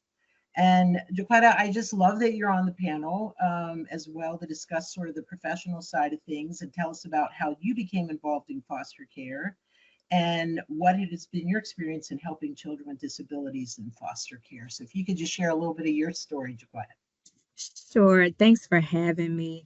I have worked in almost every field in the human services, I guess, range that I could possibly think of. I have done wraparound services. When I lived in Maryland, I worked in group homes. I've done intensive in-home. I did, I guess, regular foster care. When I was in Maryland, I came here and I started immediately working in child protective services.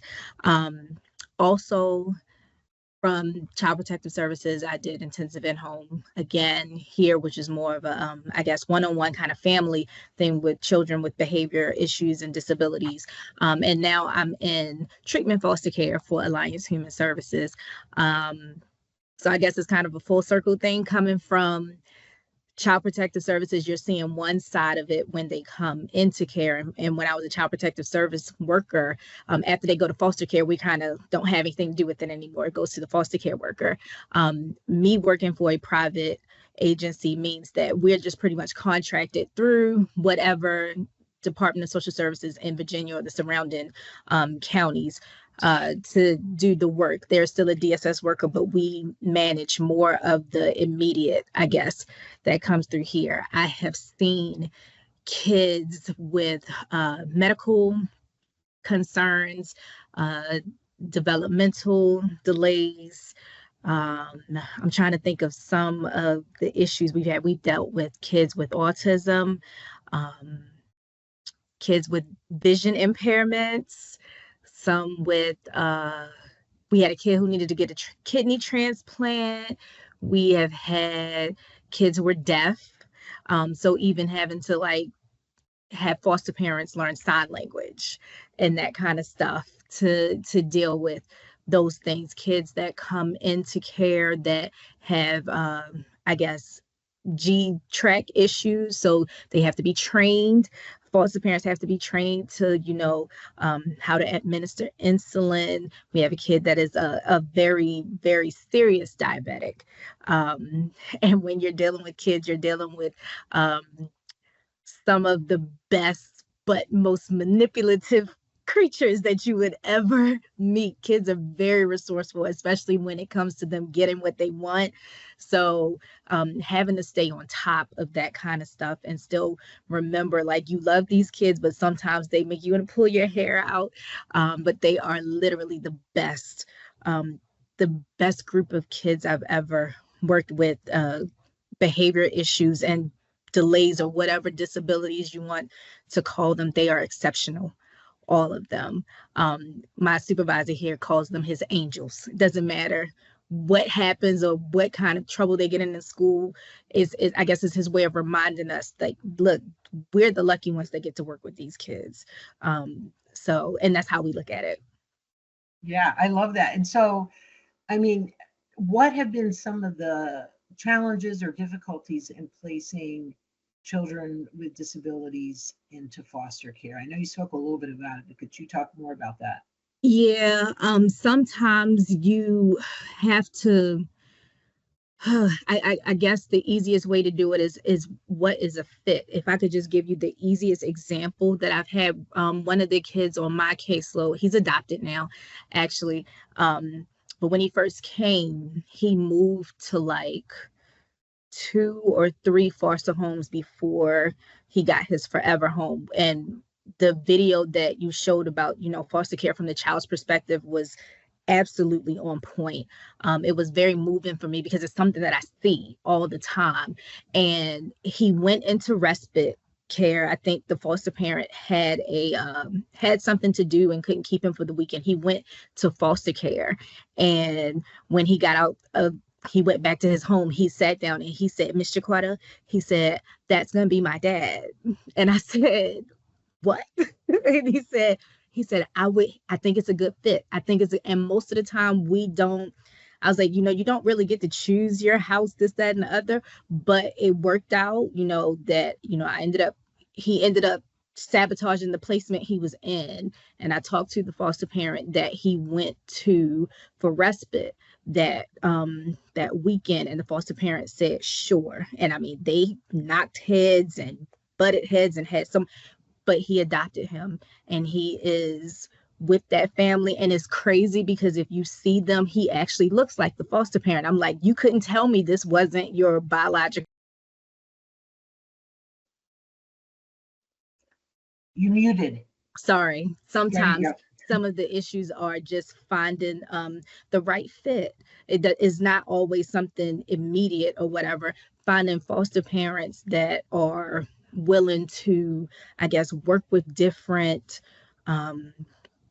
different issues and different the word I'm looking for, I can't really find, but just different categories of kids. You have some foster parents that come in and they're like, look, we just want to work from ages 2 to 5 or something like that. And this is all we want. And they do respite or something for a teenager and realize it is more than, we didn't know we would be so good at it.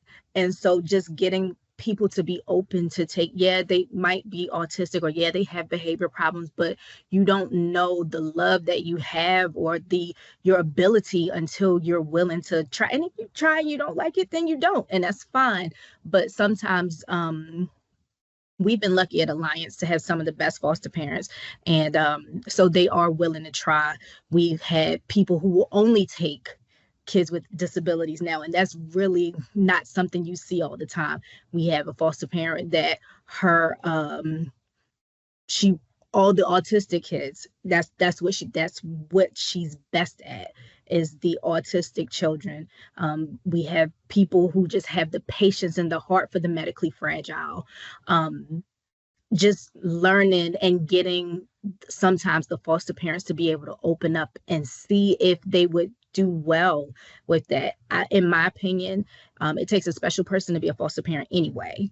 So just opening up and seeing like this could really work, that would be really great. So if you can get them to do that, you kind of passed a good portion of the hard part. Yeah.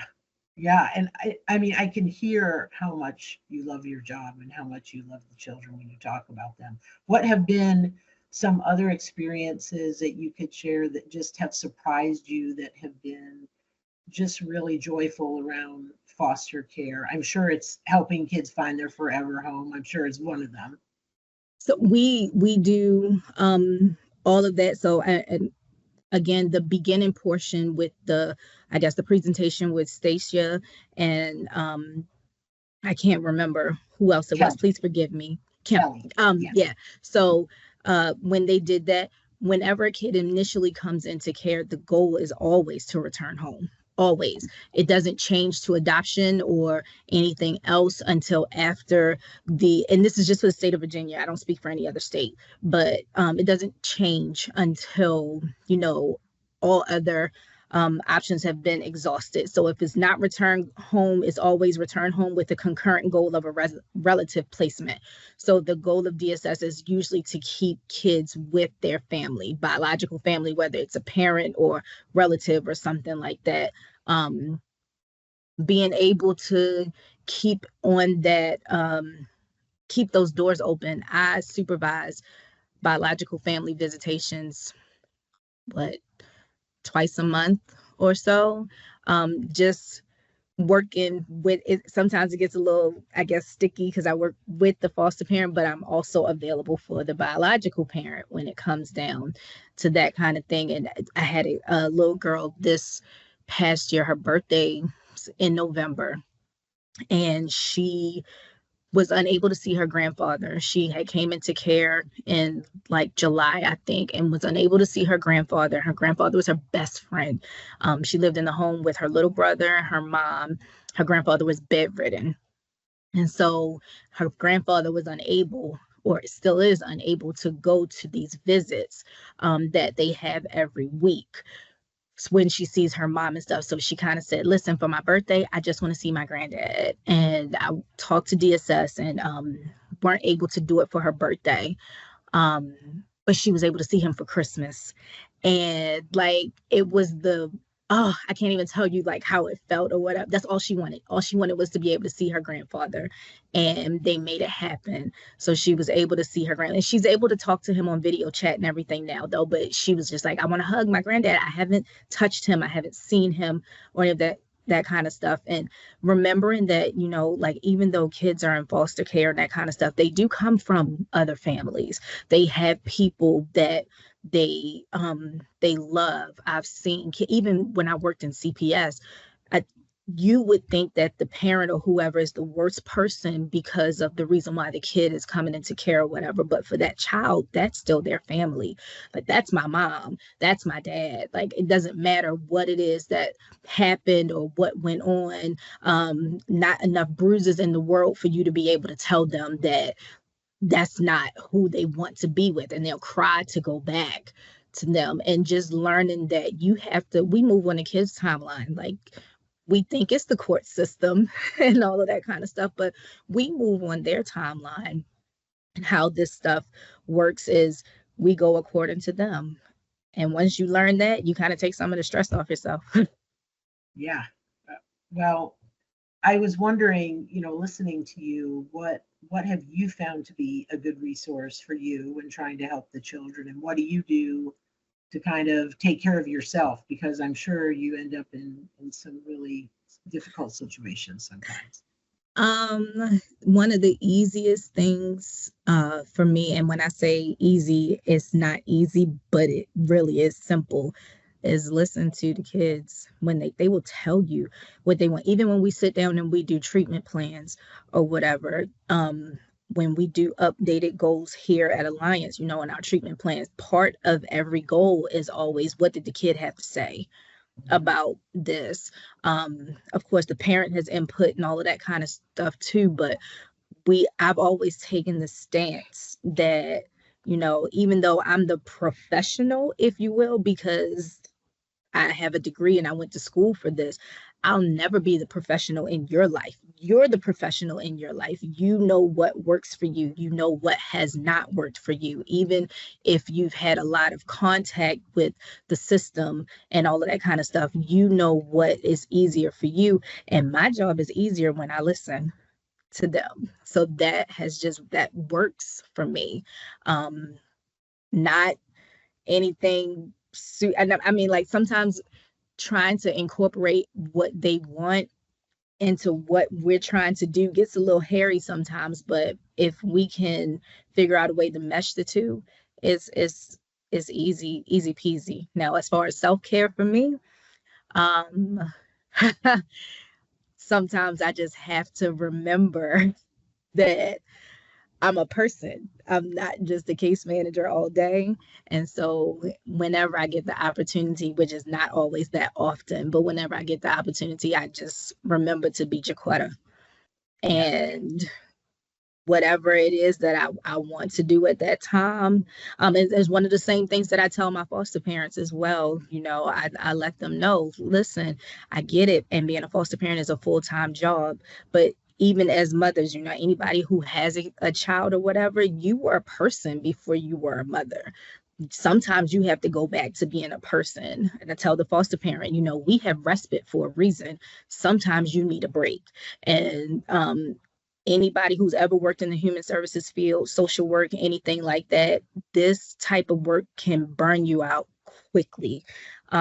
Especially when you don't learn how to not take it home with you. And it's something that you learn over time. It's not something that comes easily, but once you learn over time to try your best not to take it home, and remember that you are a person, and be a person. Go out to eat, turn your phone off, put it on do not disturb is the best thing I've ever seen in my life. Put it on do not disturb. Have a minute watching movies, whatever it is that makes you happy.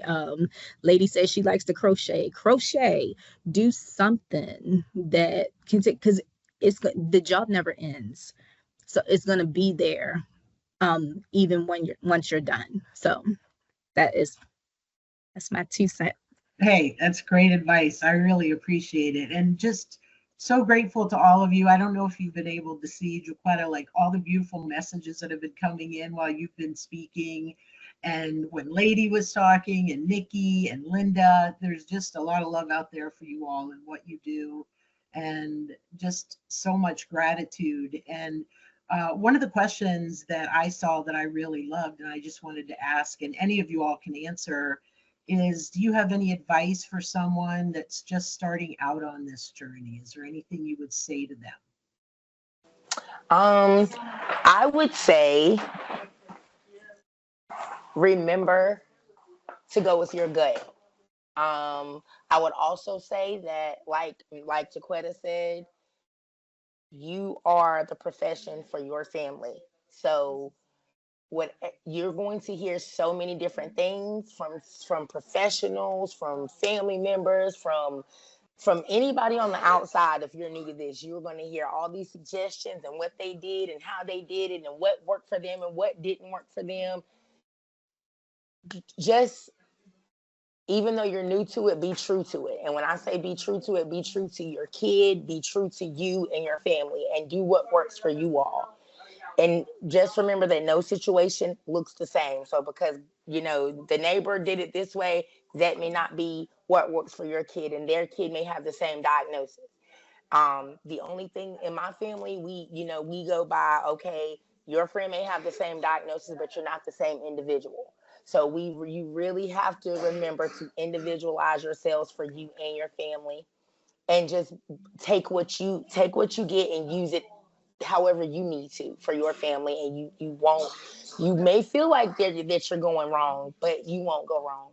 I promise you. We've been strong 11 years, and it's gonna be tough, but you'll get there. Just use what is best for you. Whatever's vital for you, that's what you utilize. Don't try to take everything in. That is great. Great advice. It's great advice for anybody. Anybody else want to join in on that? What about something someone else also asked, what is something that keeps you motivated on this journey or hopeful?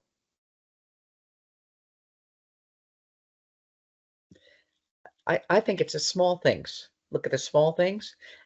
To me, that's like a vitamin B12 booster shot, and that keeps you going. Be thankful for the small things. I couldn't agree more. I could not agree more. The first time I heard Aaliyah speak clearly, it was just like, uh-oh, we're getting somewhere. It was like a rocket went off inside of me, and I was like, this is it. We got this, and we're gone now. You couldn't change my mind. You could not change my mind. Well, again, I just want to thank you all so much. I'm so grateful for your willingness to be here tonight and to share your stories. And they're just motivational. I took a lot from all of them. I've had similar experiences in my adoption story, and just really, really thankful that you all were able to join us tonight. And Heather and Rachel, we will go ahead and turn the time back over to you. Okay, thank you so much. I just hope all the panelists take a minute and look at all the chats, because watching all the love coming in the chats made all of us very happy as well. I've got here the slide up that it's got a QR code on it, and then Rachel has put a link for the survey in the chat as well. But don't leave us yet. We want to find out if anybody has any questions for our panelists before we hop off. We didn't see any questions in the chat, but we also think, if there's somebody that wants to raise their hand or drop a question in the chat, please feel free. We've got a lot of people saying that they're inspired and just grateful for all that you've shared, but just wondering if there's any questions before we wrap up. Someone says, can someone define what educational decision maker is for IEP?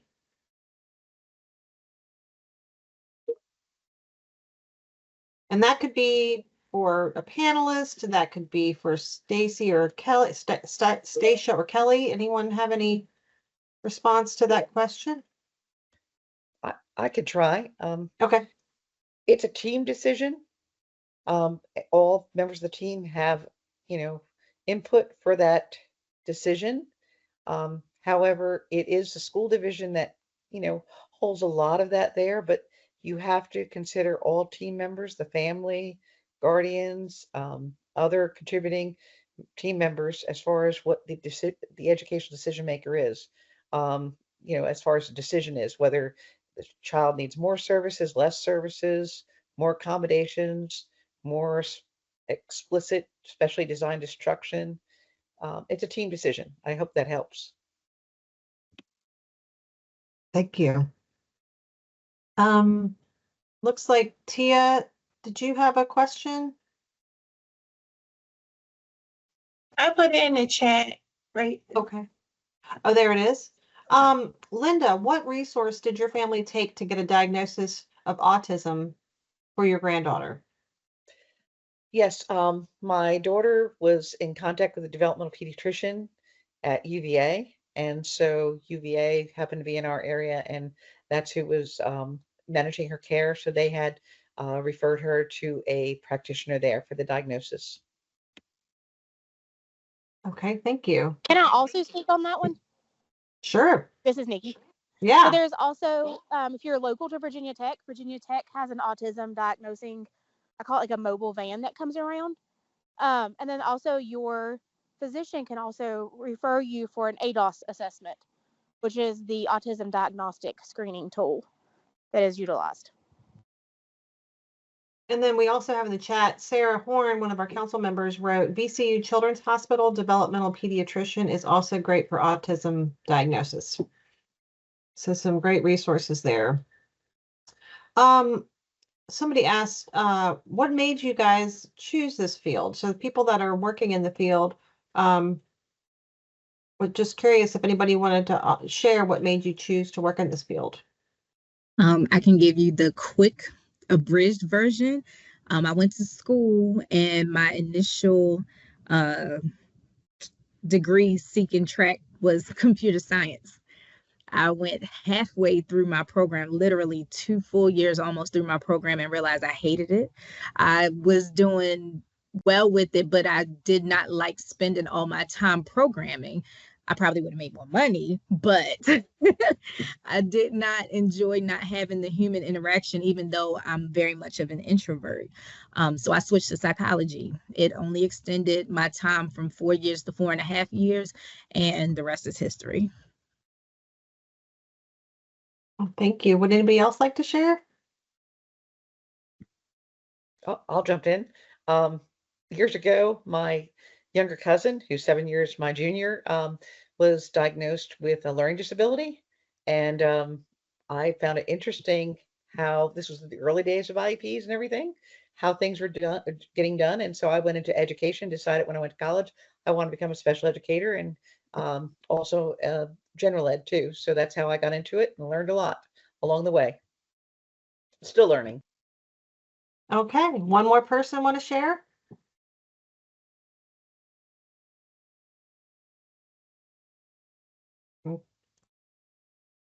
Okay. So it looks like that is the last question we have. We have some information shared about one person said a medical diagnosis is not required in order to be found eligible for an IEP. And then somebody else, Kelly, included some information about the question related to the educational decision maker for the IEP in the chat, and a link there for some more information there. So check that out. I am going to pop up our survey slide one more time. And that way you all have that QR code that you can use, or you can use the link in the chat that Rachel put in a little while ago. And we really do want to get your feedback. We work really hard with our IFSP council members on these events, and we want to continue to make them better and better each time. So please share your feedback with us. It's really important to us. Okay, so the recording and PowerPoint slides will be shared on the My Life, My Community website and on the IFSP community Facebook page. So you've got a couple different ways to find that. We also typically include it in our digest. And you can sign up for that with using that Tiny CC IFSP email link that is there on the slide. We have a state council meeting on Friday, April 25th. And our next coordinated regional council meeting, like this one that's open to the public, is May 22nd, 2025. And that is going to be about transition. And we're going to be working on planning for that over the next couple months. And we hope you all join us for that one as well. It's a really important topic as well. All right. Well, have a wonderful evening, everyone. And thank you for joining us. Thank all the panelists and the presenters and Lisa and the IFSP team. We really enjoyed this tonight and cannot say enough about how powerful the information was and helpful it was.